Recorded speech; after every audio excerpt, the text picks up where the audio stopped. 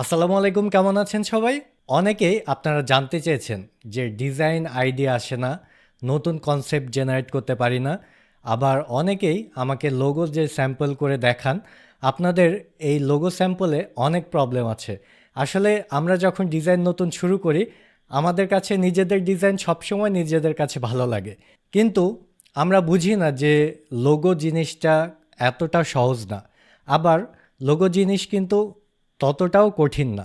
আপনি যদি একটু রিসার্চ করেন, আপনি যদি এটা নিয়ে একটু স্টাডি করেন, দেন ডিজাইন এবং লোগো সব কিছু ইজি।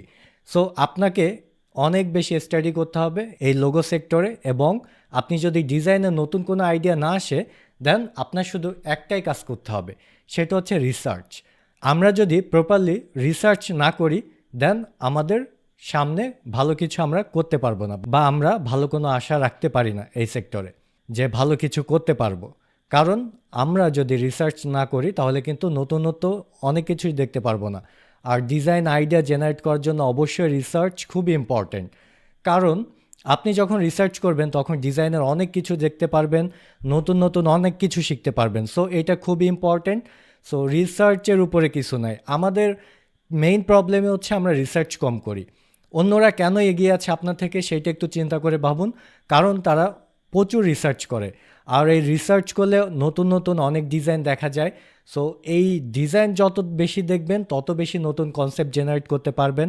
আর লোগোর বিষয়টা তো আমি একটু বললাম যে এই লোগোর বিষয়টা সম্পূর্ণ ডিফারেন্ট, কারণ এই সেক্টরটা অনেক বড়।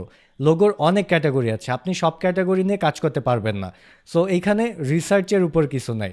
আপনি রিসার্চ করে দেখবেন যে কোন ডিজাইনের ক্যাটাগরিটা আপনার সব থেকে ভালো লাগে, সো সেইটা নিয়ে আপনি কাজ করবেন। তো এখানে রিসার্চ করতে হবে, আপনাকে প্রচুর রিসার্চ করতে হবে ডিজাইন কনসেপ্ট জেনারেট করার জন্য। এই ডিজাইন দেখার উপর কিচ্ছু নাই, আর এই দেখাটাই রিসার্চ, ঠিক আছে?